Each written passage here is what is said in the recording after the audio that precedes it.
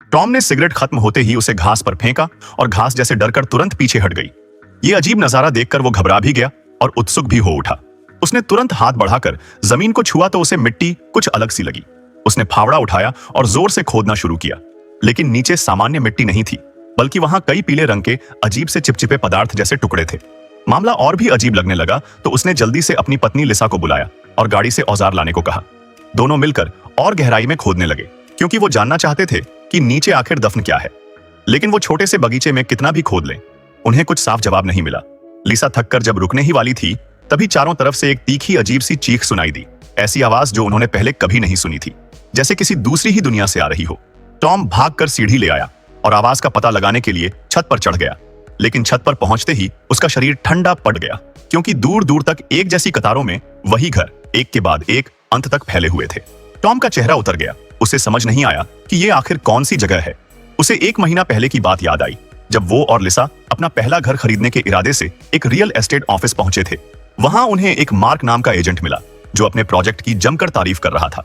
वह कहता है कि यहाँ का माहौल शांत है, हवा ताजी है, नजारे खूबसूरत हैं और सबसे अहम बात यह कि यहाँ कीमत बहुत कम है। टॉम और लिसा जैसे सामान्य नौकरी पेशा वाले लोगों को यह डील अच्छी लगी। दोनों ने मार्क के साथ साइट विजिट का फैसला किया। रास्ते में कॉलोनी की प्लानिंग बहुत सलीके से बनी हुई दिख रही थी, जिससे उन्हें लगा कि डेवलपर ने काफी ध्यान दिया है। लेकिन उन्होंने ये नहीं देखा कि आसमान में बादल भी घरों की तरह एक जैसे ही है, बराबर दूरी पर, जैसे किसी ने जानबूझकर सजा कर रखे हों। मार्क उन्हें नंबर 9 वाले घर में लेकर गया। घर का साइज ठीक था, लिविंग रूम सादा लेकिन ठीक ठाक और मास्टर बेडरूम साफ सुथरा व रोशनी वाला। ये सब देखकर दोनों संतुष्ट हो गए। मगर जैसे ही वे बच्चों वाले कमरे में पहुंचे, मार्क का व्यवहार अजीब होने लगा, जैसे वो सामान्य इंसान न हो। फिर उसने दोनों को पीछे के आंगन में चलने को कहा। टॉम और लिसा अंदर गए ही थे कि वो बिना कुछ बोले बाहर चला गया।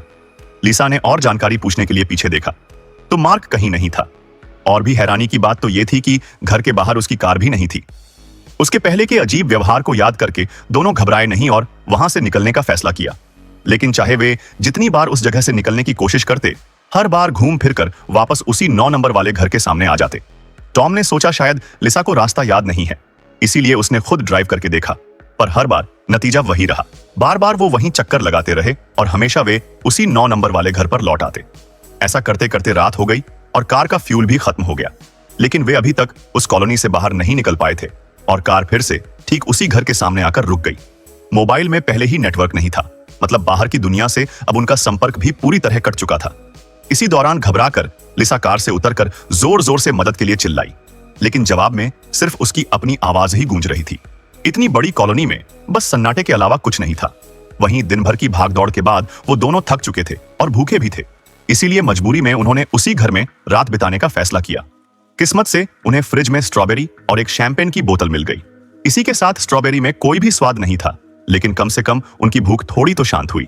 उसके अगले दिन बाहर निकलने का रास्ता ढूंढने के लिए टॉम सुबह सुबह छत पर चढ़ा, लेकिन वहां से देखकर उसके होश उड़ गए, क्योंकि पूरी कॉलोनी इतनी बड़ी थी कि अंत दिखाई ही नहीं दे रहा था। लिसा ने छत पर बड़े अक्षरों में मदद के लिए लिखना शुरू किया, ताकि कोई विमान ऊपर से गुजरे तो उन्हें देख ले।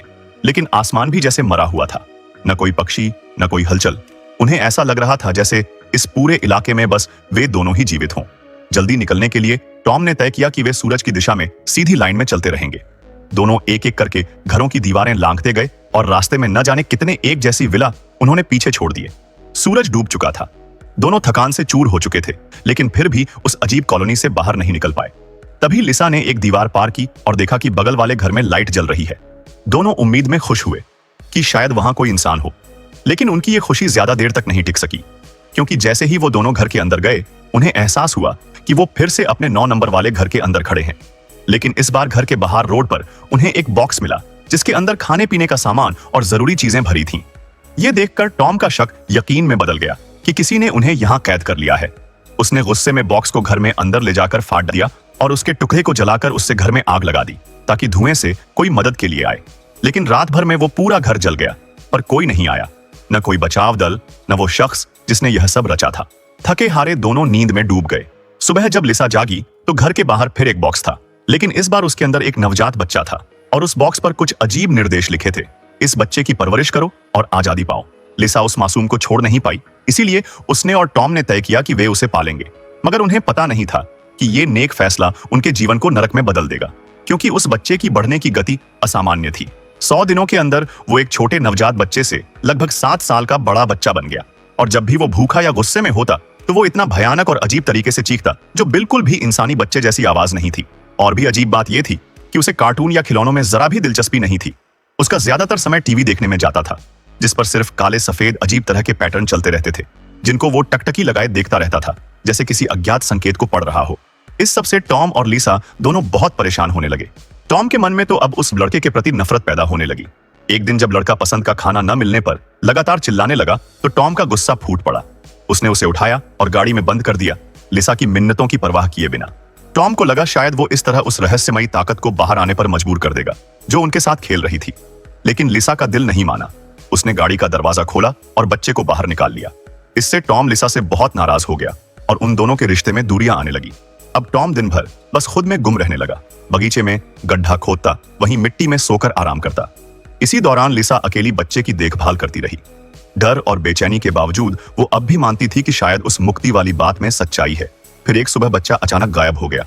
लिसा ने उसे पूरे मोहल्ले में ढूंढा, लेकिन वो उसे कहीं नहीं मिला। शाम को वो चुपचाप घर लौट आया, हाथ में एक रहस्यमय किताब के साथ। लिसा ने किताब खोली तो वो अंदर से अजीब आकृतियों और चिन्हों से भरी थी।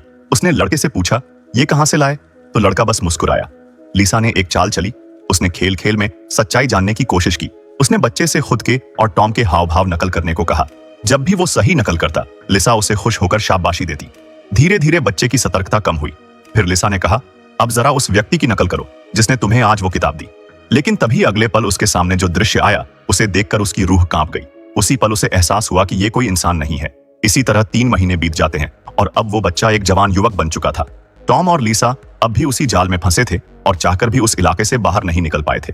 अब लिसा उस आदमी की पूरी देखभाल करती, उसके खाने पीने और हर जरूरत का ध्यान रखती, एक नौकरानी की तरह। मन ही मन उसे डर था कि कहीं वो और टॉम उस राक्षस जैसे आदमी का शिकार न बन जाए। उसे अफसोस था कि उसने पहले टॉम को उसे खत्म करने से रोक दिया था और अब बस उसकी यही दुआ थी कि वह उन्हें कोई नुकसान न पहुंचाए। वहीं टॉम दिन रात मिट्टी खोदते रहता था, जिससे उसका शरीर अब इतना कमजोर हो चुका था कि वो मुश्किल से खड़े हो पाता था। लिसा अब अकेली इस नर्क जैसे जीवन का सामना कर रही थी। एक दिन उसने तय किया कि वो उस आदमी का पीछा करेगी और देखेगी कि वो रोज उस किताब के साथ कहां जाता है, तो शायद उसी रास्ते से उन्हें बच निकलने का कोई सुराग मिल जाए। लेकिन कुछ ही पल में वो आदमी ऐसे गायब हुआ जैसे उसे जमीन निगल गई हो। उधर टॉम रोज की तरह खुदाई कर रहा था। तभी उसे एक प्लास्टिक बैग के अंदर लाश मिली।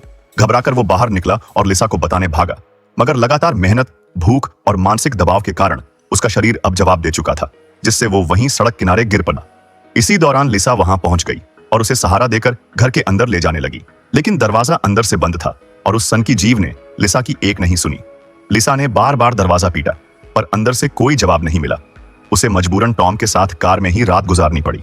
अगले दिन टॉम की हालत और बिगड़ चुकी थी। लिसा ने फिर से उस आदमी से मदद मांगने की कोशिश की, लेकिन उस आदमी ने बस ठंडी आवाज में कहा, इसे अब मदद की जरूरत नहीं है, और चला गया। जिसके बाद टॉम ने उसी शाम लिसा की गोद में दम तोड़ दिया और लिसा दुख में फुट फुट कर रोने लगी। कुछ समय बाद रात को वो आदमी हाथ में एक बॉक्स लेकर फिर लौटा।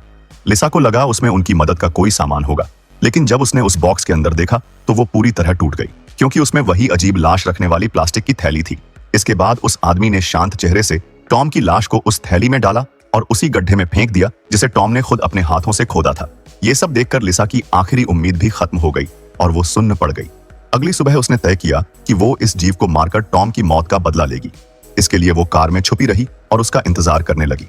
जैसे ही वो आदमी बाहर निकला, लिसा ने पीछे से फावड़ा उठाकर पूरी ताकत से उस पर वार किया, जिससे वो आदमी दर्द से चिल्लाया और फिर तुरंत किसी रेंगते हुए जीव की तरह सड़क के किनारे को उठाकर जमीन के नीचे चला गया, जैसे जमीन के नीचे कोई तलघर हो।